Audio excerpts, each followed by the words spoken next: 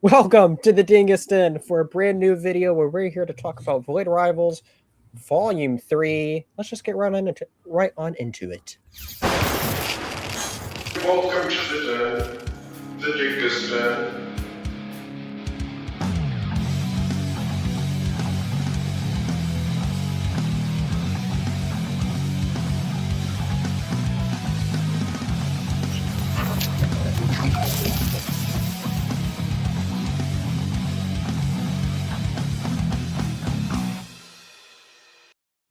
All right, we're back to continue our Energon Universe journey. Where now we're working on catching up on Void Rivals.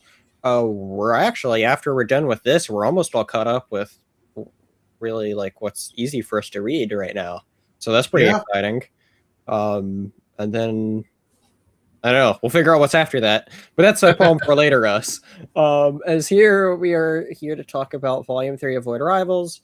The first two, we already did videos over the first two. Obviously, if you didn't see them, where the heck were you? Make sure you go check them out. I think since last time we recorded, I actually made a playlist. This has been long overdue of actually a playlist of all of our specific Energon Universe videos, so you can find them all in one place. So make sure you go check that out, where we've talked about Transformers, all the G.I. Joe miniseries, and the main series itself. And then, of course, we're here for Void Rivals as we're tackling all three pillars of the universe. So, and it keeps on growing as Mask is actually supposed to be coming up pretty soon. So, yeah. And this volume really, it brings in all the players that have been established. So everyone but like G.I. Joe. But I mean, you got Cobra Law in this. You've got Cobra Law. The Cybertonians are in this. You've got.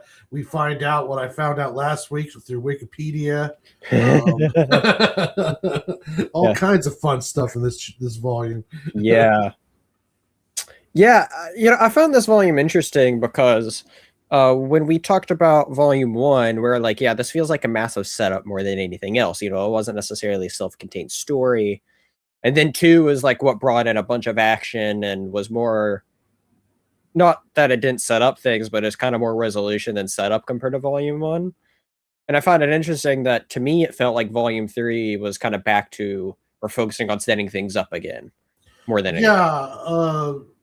Volume 2 kind of was, it was like showing how stuff was starting to connect a bit.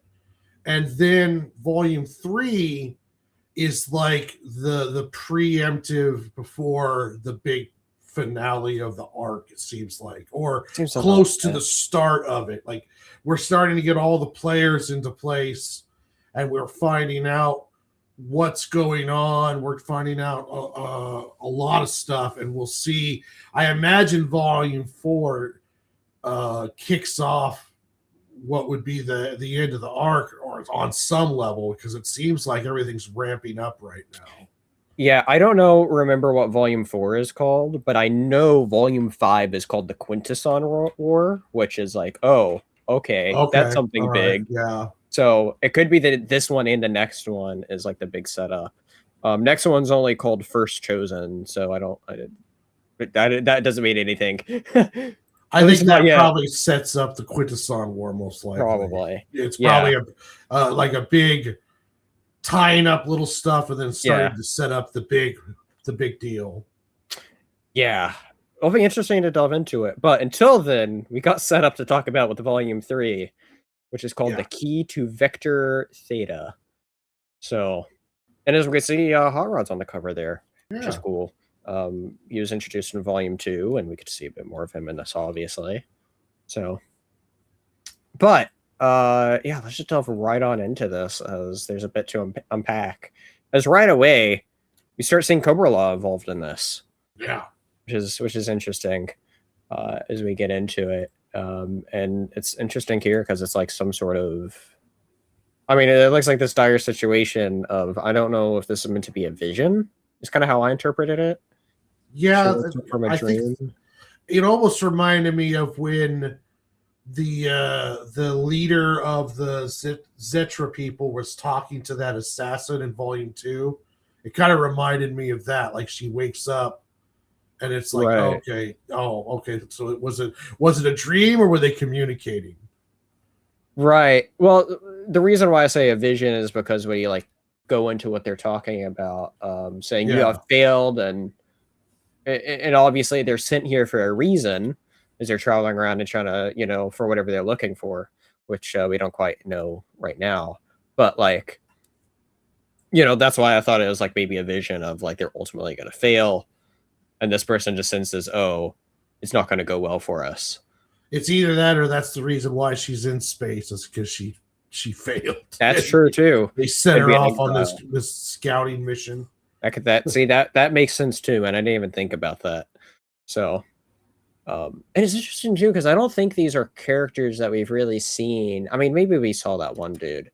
We saw that guy. That guy was the one that Cobra Commander tried to kill Cobra Commander, and then Cobra broke away. So that's where that guy was from there. And he was also when Megatron escaped.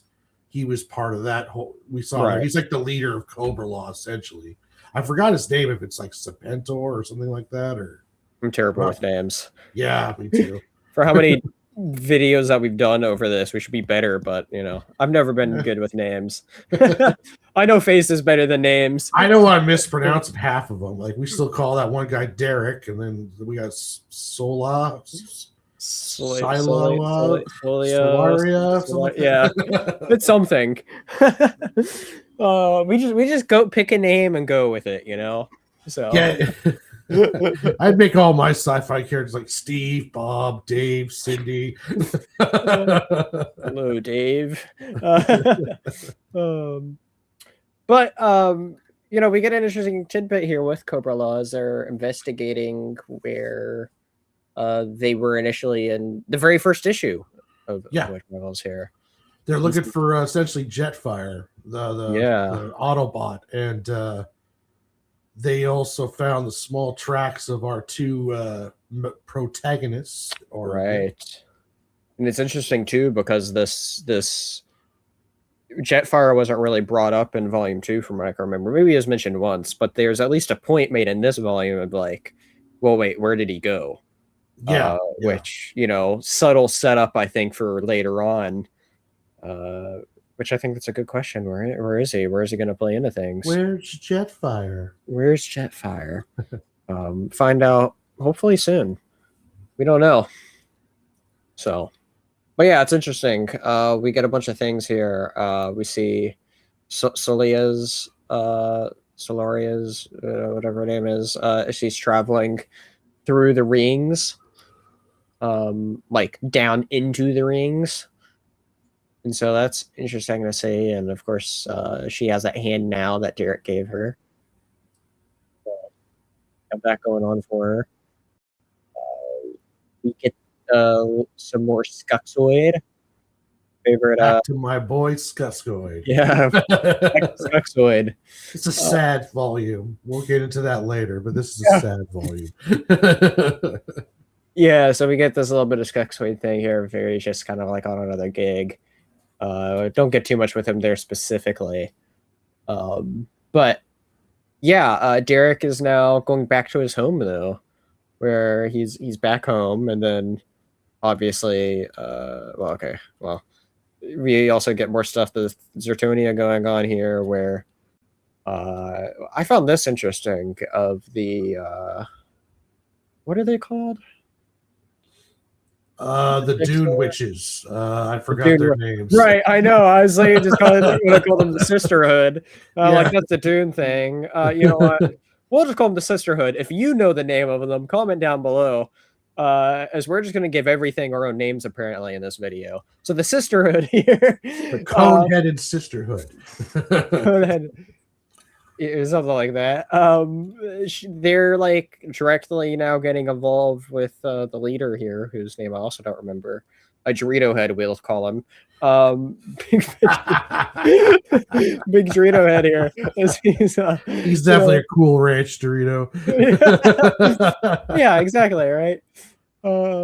And saying, yeah, you must be desperate if you're turning to me, as he's trying to figure out exactly what to do next. That was interesting because I didn't realize how powerful the sisterhood was, but he seems, yeah, he's straight up just like bowing to her. So that was interesting. I didn't realize on how big they were in that world. They 100% have some sort of version of the voice. What exactly that is, I don't think we've fully seen that yet, but there's evidence here. Yeah. There's evidence that Kirkman's a Dune fan. Exactly, right? Come on, Kirkman, give us more Dune. So, but yeah, let's see here. We get more Solia going into the depths. And I feel like we keep on getting a bunch of this as she's going down and down. She's just exploring this of like, it seems kind of weird, it's like what I think each issue is kind of like she finds something else, and it's just like all bizarre, weird stuff going on. Yeah. Of like, what even is this? Like here, it's like, oh, she found a big special triangle. Kind of reminds me of like the Sith temple from like Storage Rebels almost, or something. I don't know. So she keeps on finding weird things. Here, Derek is back on Agoria, and then immediately gets essentially captured here. At least that's about to happen. Talks to his father there. And he's like, oh, this is all treason that you're talking about. And he's like, I can't believe that you do all of these things. This is not how I raised you, blah, blah, blah. And, we also get into their relationship, too, of how he didn't even want Derek to be a pilot. He was just like, you were meant to be the next ruler, but instead you wanted to fly your little spaceship.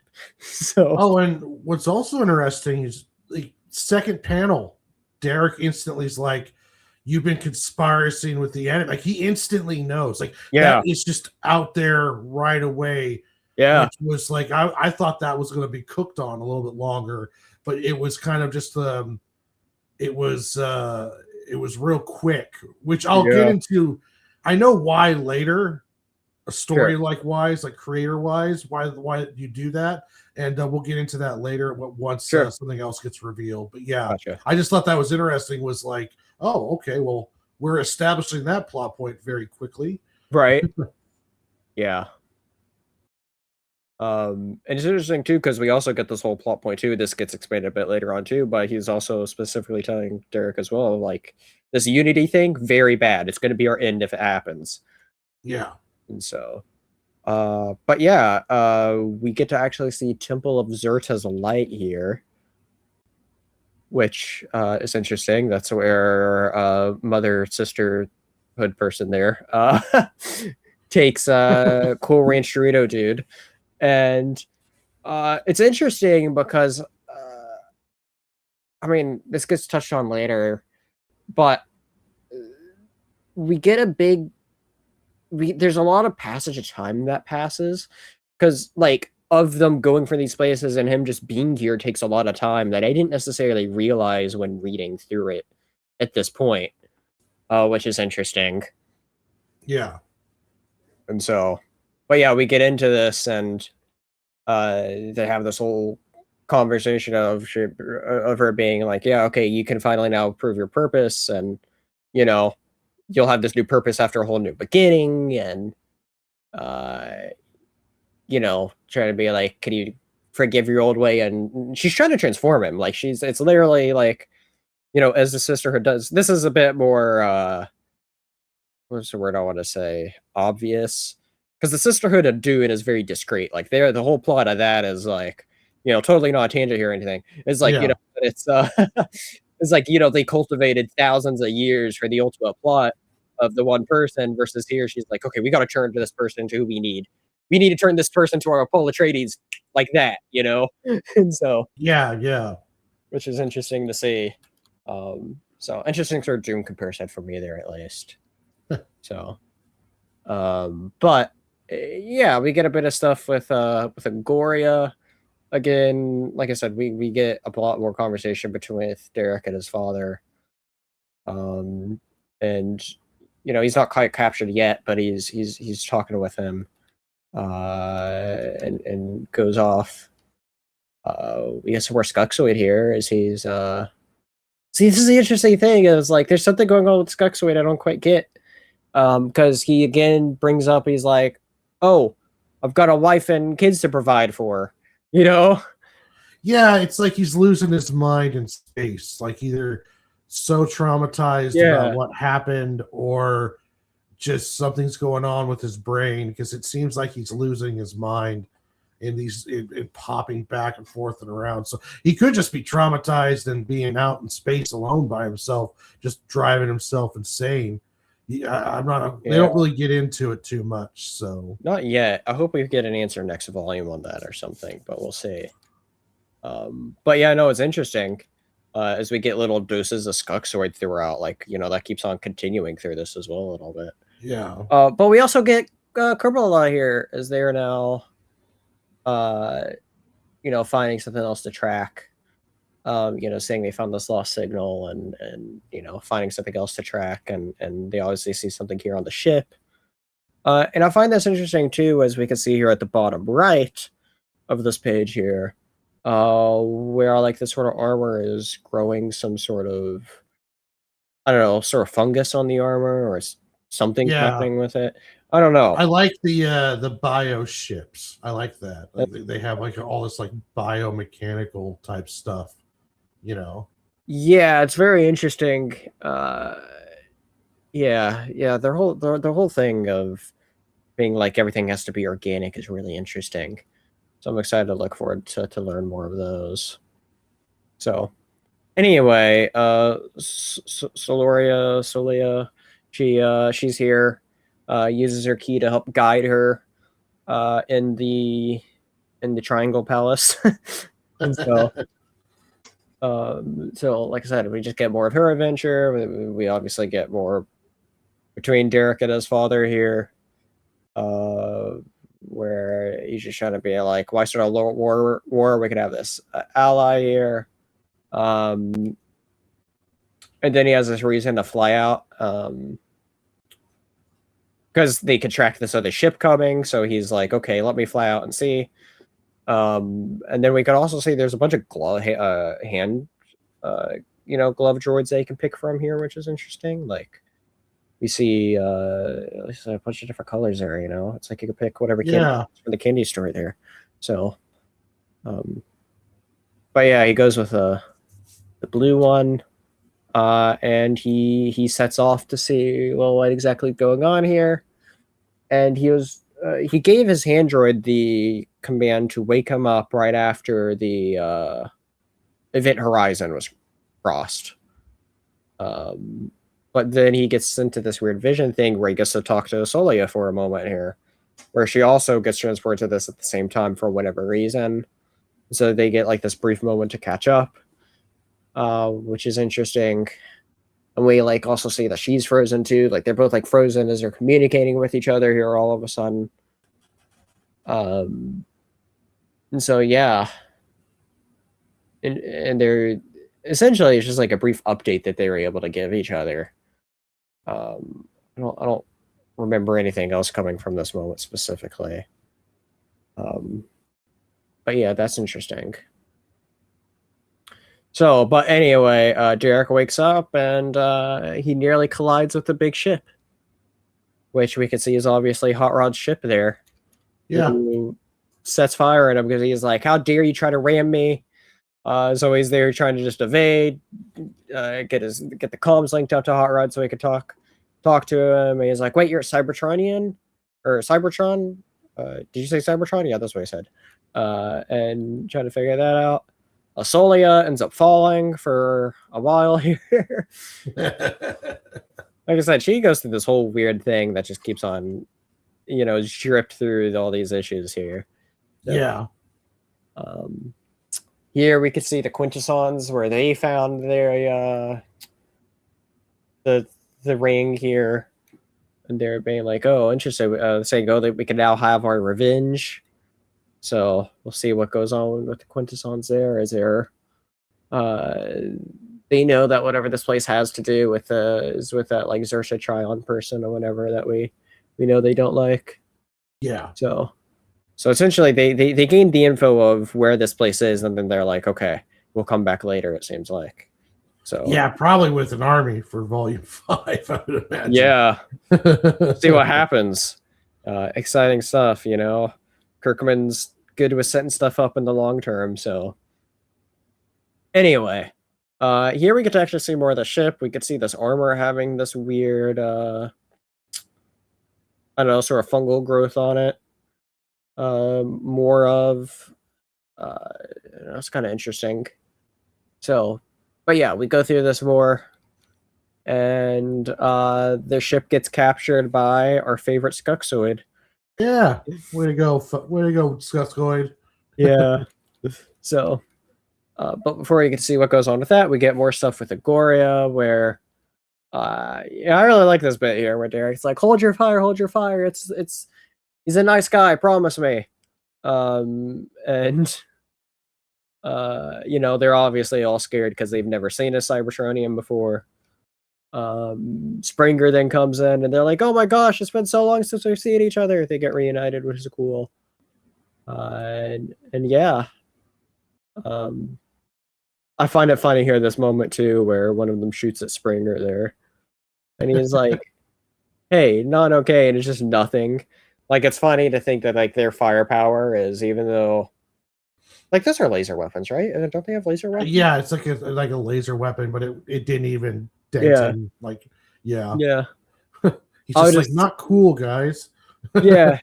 Yeah, no, I was just thinking because it's like, well, that's no different than if we try to shoot a Transformer. So well, they're lucky it's not Starscream because he would have started squishing them. Lucky they're Autobots, which you don't know how lucky they are. I don't know if they'll ever learn, but that'll be interesting. So, but yeah, so I like that moment there. More Soleil falling down. She keeps on falling and falling until she's then like caught somehow as she then follows the light once more through her weird freaking journey. So, yeah, so we get some stuff with these Autobots here, which is interesting. And so here Derek is like fully explaining to his father about what these Autobots are, which is interesting, and they get their moment to catch each other up here with what's been going on. You know, showing, you know, really painting the picture of how desperate the Autobots are and all that. And so, but yeah, I think here is also when they talk about being like, yeah, we'll be able to leave once our ship gets something modified onto it and stuff as well. Yeah. So, so here once again, Derek tries to speak to, I don't remember. Do you remember what this dude's name is? No, I don't. He's kind of like, I get the vibe that he's kind of like the second in command kind of dude, like the right hand dude to the Derek's father, king or role or whatever that is there. Anyway, you know, he's part of this whole secret network, and so he's like, we can't talk here. Here we get an interesting interlude because this is like at least halfway through the book where we could see that kid from the end of volume 2, where he's there with Proximus. He's getting all healed up, and he's just like, I find you extremely annoying. He's just like, oh, sorry, sir.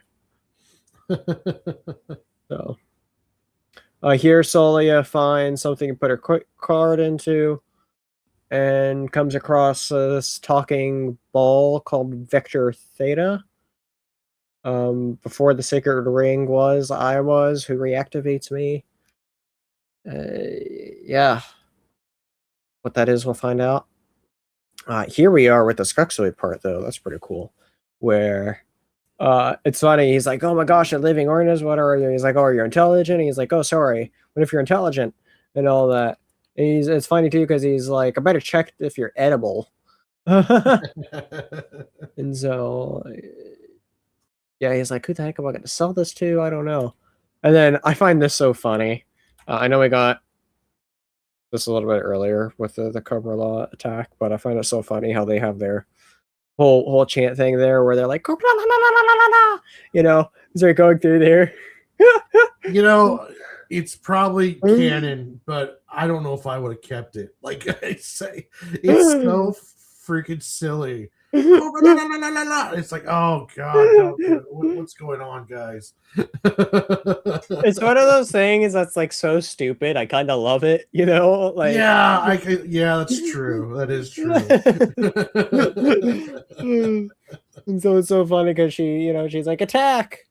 But yeah, no, this is a cool splash page as we get into the we get action here with Skuxoid and the Cobra Law people, and so pretty cool stuff as we get to see them battle here, and Skuxoid is able to hold himself pretty okay in a fight here as he's getting outnumbered like what 4-1. Yeah. And so, you know, it's definitely our main bit of action that we get with this book too, other than the ship sequence. But then get sliced. Poor boy Skuxoid. Rest in peace, Skuxoid. Rest in peace, Skuxoid. You're now back with your family. If they're dead, they might have just left him though. I'm not 100%. They never clarify that. here's the thing though. I haven't looked too much at what's ahead, but here's the point. What's also really interesting of where, if we look at the cover to Volume 4, Skuxoid is on that, and so it's like, are we going to get flashbacks? Does he have healing properties? What's going on there? Well, that's true. We don't know what his species is like, so it's like they could, and he was killed by what appears to be like a side character, not like a main character. So yeah, it could be. You're absolutely right. He could form back together, regrow, and something along those lines. There is also something else that we get to see here in a moment too that could aid in that theory, but we'll get to that here in a moment when that actually shows up. But it was certainly a surprise, though. I certainly was not expecting to see him, you know, in two halves there. So yeah, I shed a tear a bit. I was like, oh, not my boy. Oh, not Skuxoid. We liked you. For some reason. He's got kids to feed, Cobra Law, you bastards. Yeah, exactly. Don't mind the fact that they're not there or something, but yeah. He has kids to feed. We swear. At least he thinks so. But we get this interesting moment too where he really injured one of the other cobras there. And they're like, well, we need to, what do we do about it? Do we try to heal him or what? And the person's like, the leader's like, there's only one way to go about this. You gotta, you know, you have to have mercy and give him mercy and in his life. I was like, oh damn, that's dark stuff right there. Yeah. So, and this is the part I was talking about though of, well, that guy's not completely dead. And the way they show Skuxoid's body too, like with the two parts, you see the guy in the middle. Yeah, I'm wondering. Yeah, I wondered if we're going to see more of our boy before this is over. Yeah, is this one of those things though of like, if it wasn't for me knowing that cover, I wouldn't think of anything like, oh, he could come back. But we definitely do kind of have like a page here where it's like, oh, maybe this does mean he might be coming back. My biggest question was, because there was something that I couldn't easily tell, and I probably should have tried to gone back and look at it a little bit. But we saw that point of somebody being infected with that armor. Question is this the same soldier that was infected, or is it somebody else that has those infections on it? Oh, that's a good point too. Yeah, we'll have to see more in Volume 4. I was about to say, I don't know, because like if there is any sort of one complaint to have, or maybe it's intentional, I don't know, of like, you know, one person in particular had a bunch of the fungus growth on their armor or whatever it is.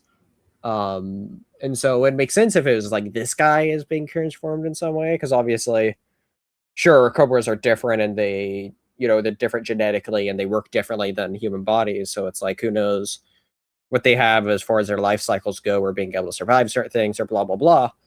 But obviously they feel like, oh, he's completely dead here. Okay. And so Kirkman does that. He did that in Invincible in a bunch of times where he'll show you something and then you won't see it again for like 10, 15 issues. And then it pops back up again. Yeah. And what you felt was kind of like a loose end that you almost forget about it. And then he brings it back and hits you with it. You're like, oh, yeah, okay. That long-term storytelling as I keep on bringing it up with him. Oh, yeah. I remember in Invincible, it was when they rescued the astronauts Yes. from the aliens that had the little pink ring. dude, right? Yeah. When we see the astronaut with it on him and he's like in a sewer or something, they don't bring him back until like 4 or 5 volumes later. So it's not uncommon for him to do that. Yeah. No, it's funny because when you first brought up specifically how Kirkman does things in Invincible, that was the first thing I thought of as well. So yeah, pretty cool. Let's see here. We get more Vector Theta here. Vector Theta there is she's just like where it's just like, yeah, keep on going on your path, and Celia's like, well, thanks, all right, bye. Thank you, giant space Alexa. Right. Well, help you rather than just being like, go on. Okay. So here we see this is where Derek actually is talking with that dude we were talking about a little bit ago. And that's where he's talking about of how he's like this is where they're essentially conspiring against Derek's father here and talking about like, well, there's this unity thing. Like, what do you mean of like afraid of Goliath? As we'll learn exactly what that is here shortly. But it's interesting because it's a name that gets referenced here. And then they get Derek's father knows, though. And so they get captured. Solia's going on, and she comes across a big freaking Cybertronian there. So and it's this person find out that it's that what's it called, Zerte Tryon, right? Yeah. So, I know you, my child, Solia. Yeah. So here we get this whole flashback. Yeah, tell us your story. Well, a long time ago, in a galaxy far, far away, there's a place called Cybertron. So, and it's interesting, like they reference, they talk about like the Quintesson's previous involvement, kind of like their prime time of being involved, which is interesting because it's like my mind immediately went back to like that Transformers 1 movie of being like, obviously that's a lore of Transformers there, but like seeing the sort of prime time where the Autobots have to deal with them, and we could see these like creatures again. We got to see that in the Megatron backstory issue. Oh yeah, that's right. Yeah. And so getting to see all these Autobots that like we don't really know there, which is cool. I mean, obviously that guy kind of looks like Optimus, but like I don't think that's actually Optimus. No, this is like way before Optimus. Right. I think this is like before the Civil War and the whole deal. Yeah, and so like we get to really delve deep into that history. That's one thing I really want from Transformers. I'd love to. I mean, obviously they're alluding to it here, but it'd be so cool to have like a mini series or something that's just based fully of like in the war there, Like, yeah, that would be cool. I just feel like the whole idea of Cybertron has such a rich history. For whatever reason, we just don't seem to get a bunch of it. I don't know what it is. I don't know if it's like an intentional thing where they don't like to delve into that or they're scared to. I don't know what it is, but it's just interesting of how much like setup that we get with all this stuff that we don't get too much of. Like we haven't actually get to see. It's usually just little flashbacks and stuff. Yeah. So, but anyway, that's just my personal Transformers one. But well, we found out here about there's this something called Goliath. Did you know what Goliath is? Because I don't think I know what Goliath is even still. No, he kind of looks like Batman. Like a Batman mech right there. I've never heard of him, so I don't know if this was created for this or what the deal was. Is that Cybertron? Because it looks a lot different than like what planet is this? Is that Quintesson? I thought that was a ship. Oh, that's a ship. Okay. I don't know whose ship right offhand. Like it could be the Quintesson ship. Yeah, I don't know. Yeah. That's a good question, though. I mean, it could be another planet. I don't know. See, now you're making a second guess myself. Yeah, Goliath's huge. We know that. This So is massive. yeah. See, like, here's what I want to know now. Of last time we saw that there's something living inside of the whole black hole, and my immediate thing, which is obviously wrong, as we finally found out here, is I was like, oh, it's Unicron, obviously, duh, because whatever living planet is there, but obviously it's not. Now's the question of, and if we'll ever get to see it, which would be crazy, is how big is Unicron compared to Goliath? Yeah. And will we ever get to see them battle each other? Which is just, imagine how crazy that would be.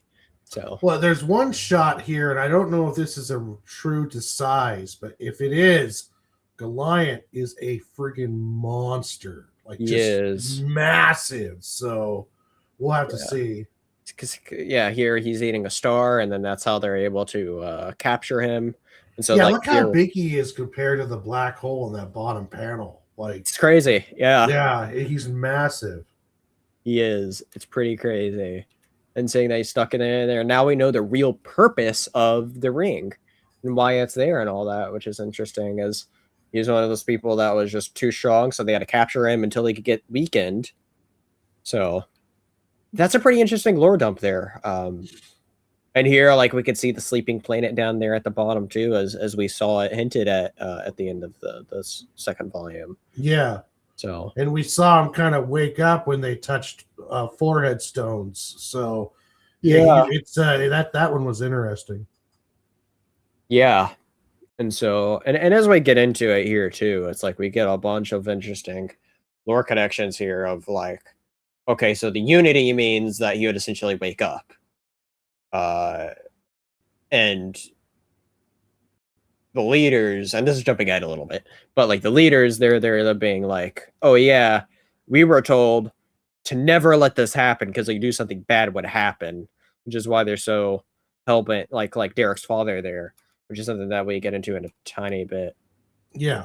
Actually, I think it's at this point right here where he talks about all that, which is interesting. And they know the name Goliath, they just don't know what Goliath is, which is what's interesting. What I was talking about earlier was, and I talked about this in the last volume, was it's kind of a tropey deal to have two warring factions, and then we find out the warring factions know each other. The reason why Kirkman tosses that out in the first couple pages and lets it be known is because it's a setup to what the true story is that these elites need to keep everything as it is because they're feared of releasing Goliath. Right. But then Zerda's telling this girl the Unity is releasing Goliath in a weakened state so you can kill him. Right. So they use a stereotypical plot point in order to help set up what's really going on. And the reason why you can reveal it so early, where the son's like in the second panel, like you're a traitor, is because what's really important is it's setting up. No, they're not trying to hold on to power.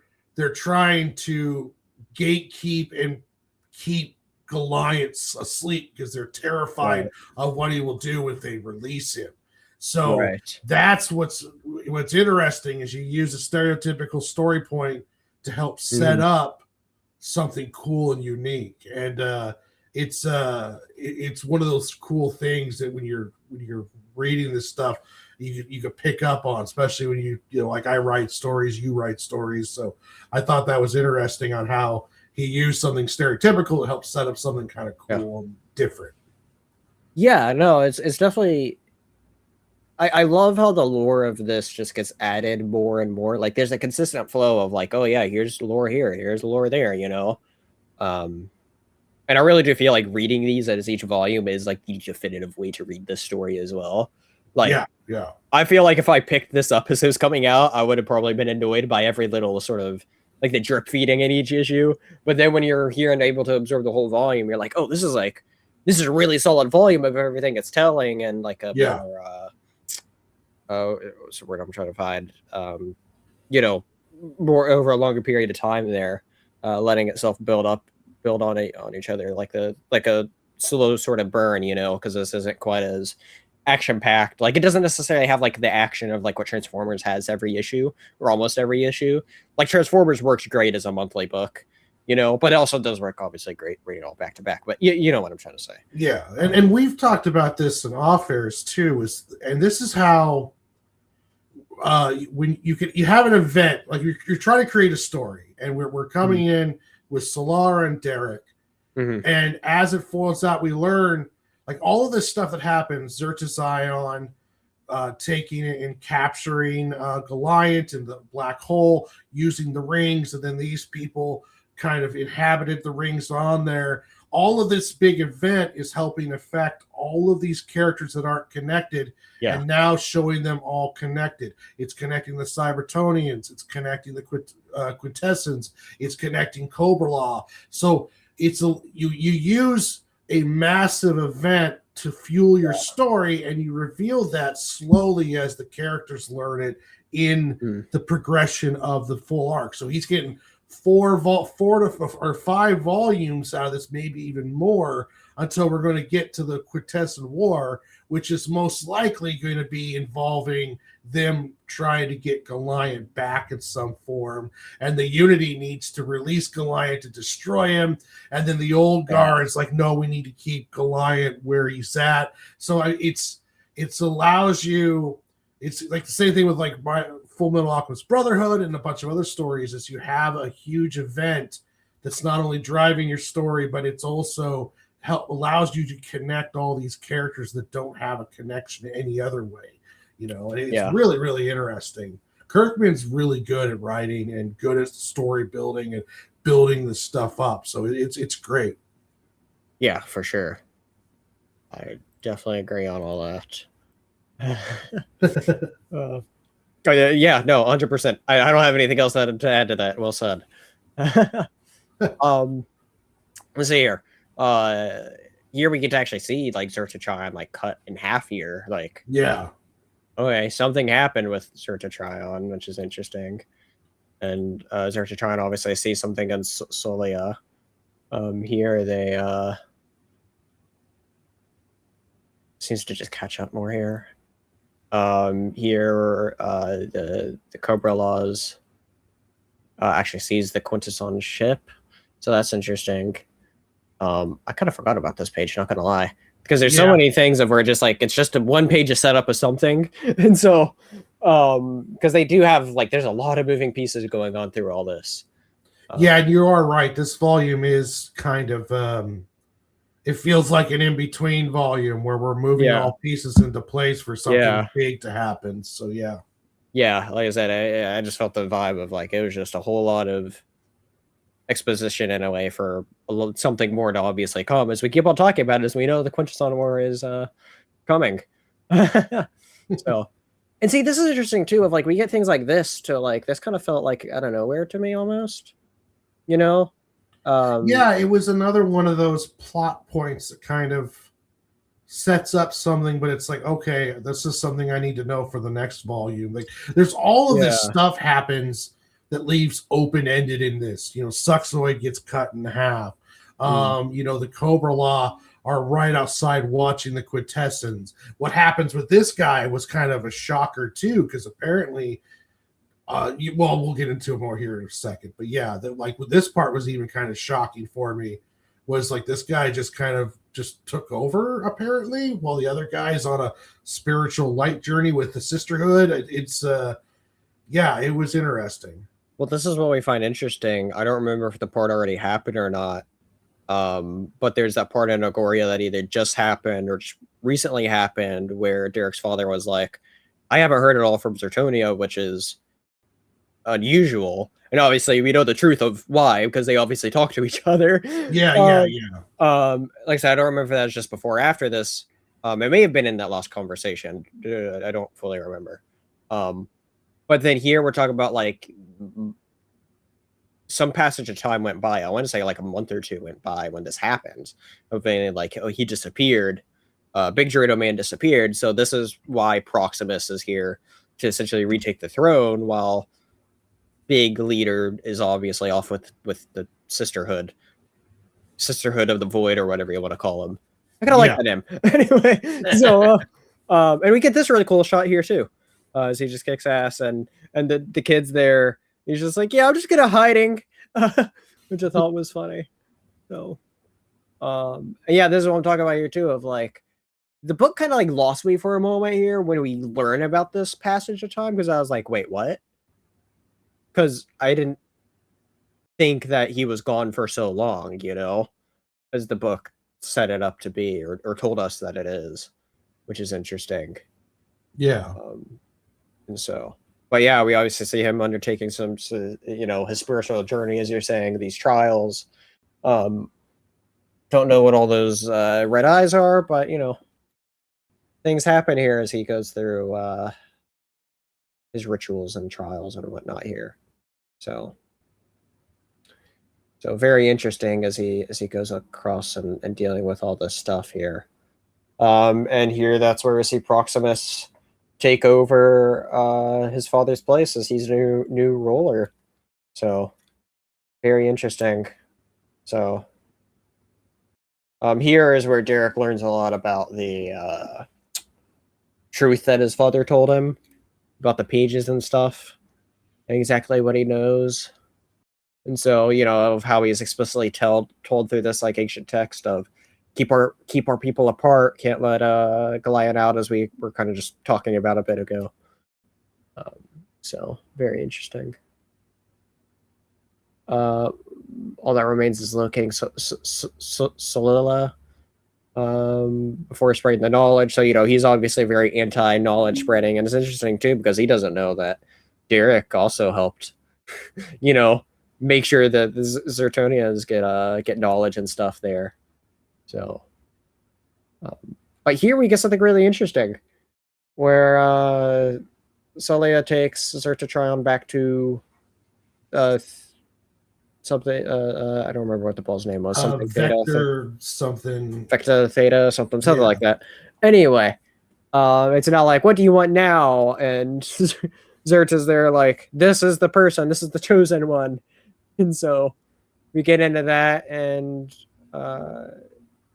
we then see this part here where you know, they're captured there. Solia's gets a whole new suit there. She gets a power up, you could say. So interesting, you know, a little bit of a sleeker design that she gets now. That's interesting. Her head looking a lot now like the like what the Sisterhood heads look like. Yeah. She lost that piece, like I think it crashed at the beginning. And Yeah. I was always wondering if she had another piece the other side. It didn't look right with just the one. Well, got it fixed now. And now she's like able to have control with the whole ring, where she can then just use the ring to help transport her. Like, there's some bizarre sci-fi stuff here, you know?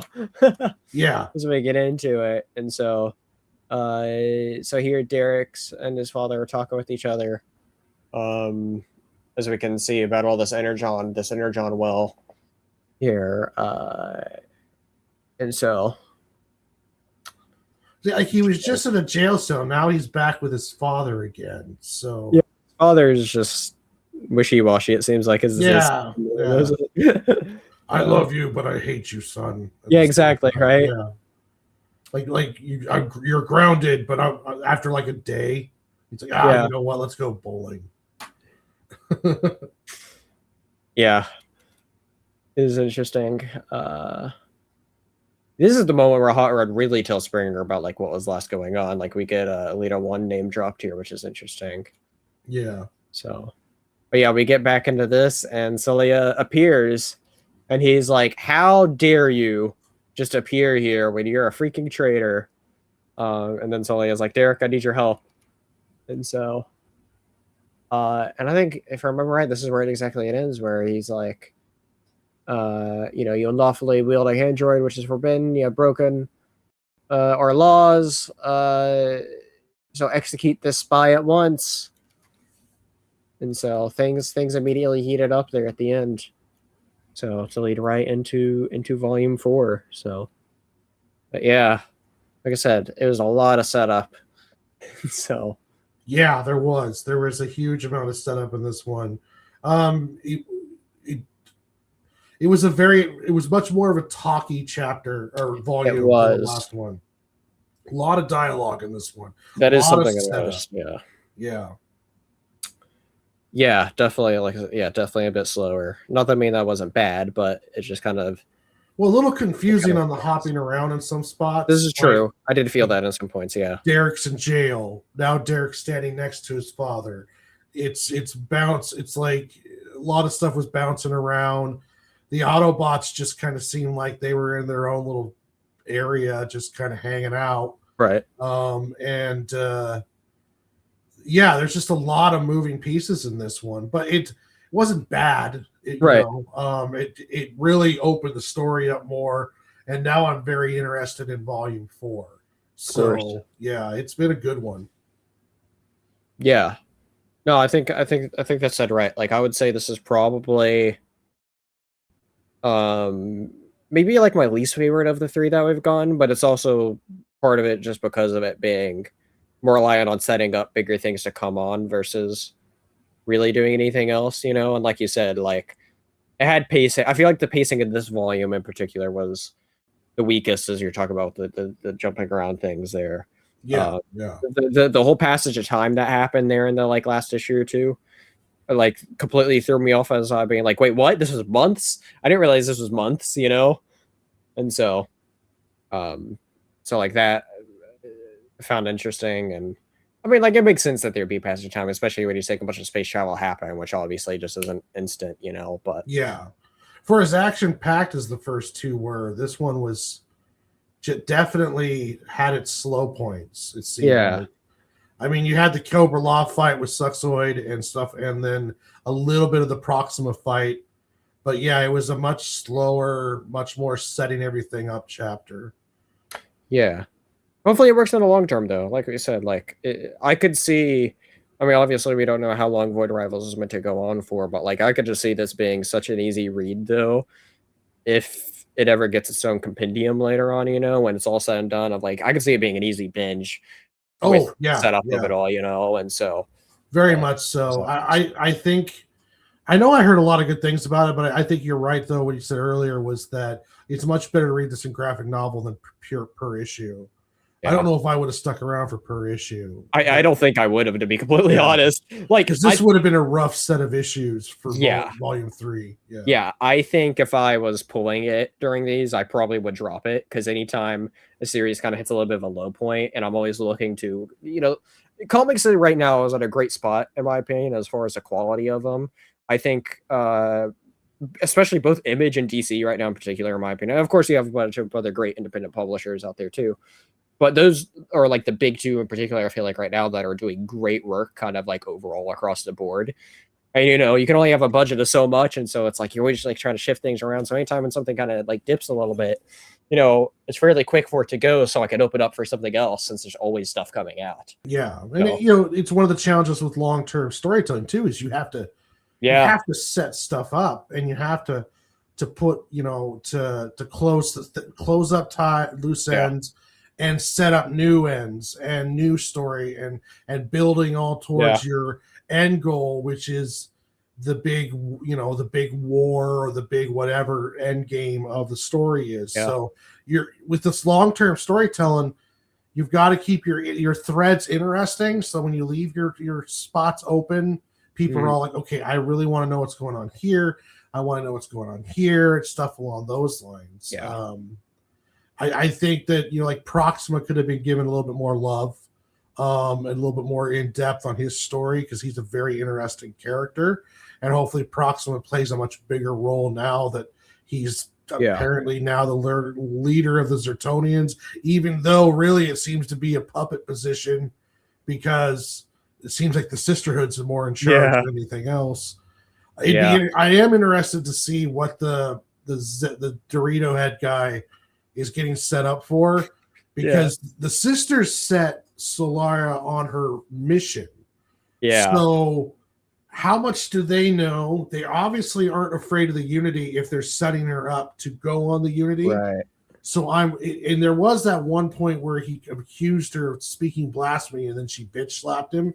So is he going to come back and he's going to be like a soldier for Unity, or is he going to be what's the deal on that? There's a lot of plot points floating around that makes me want to read volume 4 even more, because everything has been really good for something that started off where we're both kind of like, how does this fit into everything? Like, we saw one transformer, how does this all fit together? And then now all of the pieces are starting to come into play. Like, I don't know if G.I. Joe has any space elements, but having Cobra Law involved is very interesting, even if it's kind of silly.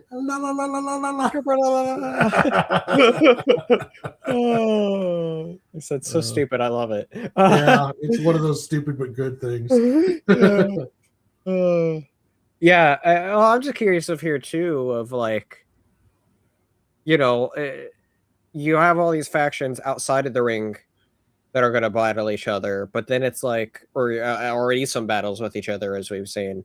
But then it's like, when are we going to get into an actual war story in the ring too, or on the ring, of where it's, you have like these three factions now of the Agorians. You have obviously the Zertonians, but then you have the Sisterhood now too. Of like, it seems like a very clear 3-sided war just on the ring, and now, and you know, that's not even talking about like, well, the Autobots are kind of just there. We don't know who they'd fight with, or then there's also, Cobra Law's there. We have the Quintessons there. There's, if Skullshoid comes back, it's like, that's a 6 party right there. So like, it's interesting. So yeah. Now, if the Quintessons come back with an army, nothing unifies people than having an outside threat. Yeah. So it's going to be interesting to see, because it's going to force the Saturnians and Argonians to have to either unify or die kind of deal. And the unity is what's going to unleash Goliath, and then they have to stop Goliath. And the only two Autobots that we seem to have right now are Hot Rod and Springer, with possible Jetfire if he ever comes back. Right. No, they haven't really established that. I don't know if Jetfire was he on Earth? Like, was that the... I don't think he's ever appeared again. I could be wrong. No, yeah. So, if Jetfire is, coming back, I doubt that the Cybertonians will be involved, because they're in their civil war, and it sounds like from Hot Rod that they're really far away.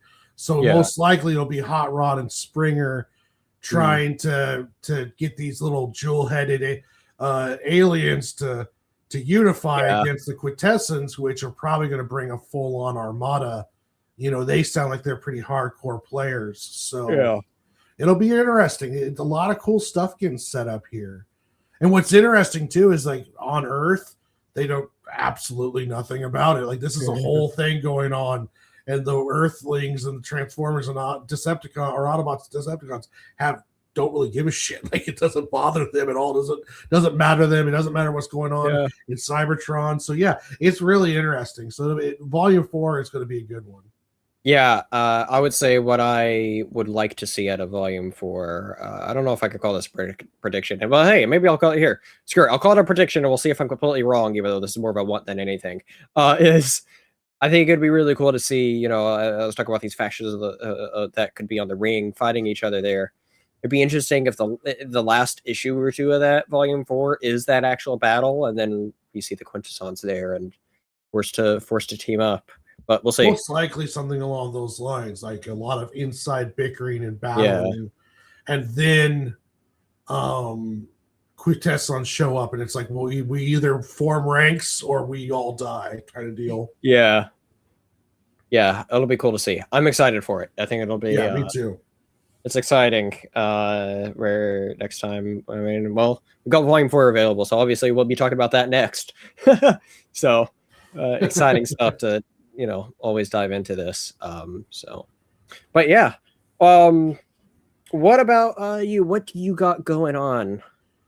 Well, I got my art show coming up here in not next weekend, but the following weekend, and then I'm getting ready to start production of the Squirrel book, how the squirrels saved my Thank you. town. And also, I just got notification today that they're getting ready to ship my next printing of Sig and Joe Volume 1. Nice. So I will be able to start selling that online as well. There's already a couple people who Awesome. want that. So I'll be starting to push that more for people to get online. And then setting up the Kickstarter for Sig and Joe Volume 1 in May. So yeah, a lot of stuff coming down the line. Hit the link tree in the description. I've been streaming almost every night, doing artwork and stuff along those lines. I started a new show with the comic creator Melvin Cruz, where the Art Brothers art show, where we do different kinds of fan art and stuff. We'll be doing sketch covers here this next Monday. And yeah, there's lots of stuff coming down the line, lots of coals in the fire. So that's awesome. Lots of cool stuff going on there. It's always so cool to see all your art stuff there. It's always neat. But I also just find any artist really cool because they you all already do better than anything I could ever do. So I'm not a naturally artistic person in that way. So especially too, like how quick it is for you to come up with like those like sketch cards that you've been doing as well too. Oh, those have been a lot of fun to do. Yeah. I'm kind of in a roll with those right now. So yeah, like I found it crazy the other night, like when you did the little Darth Maul headshot, and I was just like, holy cow, that was so quick, I was like, it looks really good too. And so, but yeah, awesome stuff for sure. So always cool to just have that on and see how, peek back in every little bit and being like, oh wow, look how far that's come along. That's cool. But yeah, go check them out, everybody. Links down below. And yeah, this has been a fun time. Make sure you hit that like and subscribe button if you haven't already, so you can check out more of these Energon Universe reviews, as well as hopefully some cool comic creator interviews coming out sooner than later as well. Plus, I got some fun plans for another comic dub to do to celebrate Star Wars. So stay tuned for that. So I always try to have some things planned and whatnot too. So all that stuff. So make sure you stick around for the fun, and it's been a good time having you here. So without further ado, I will see you all next time here on the Dingus Den. Laters, everybody. Bye.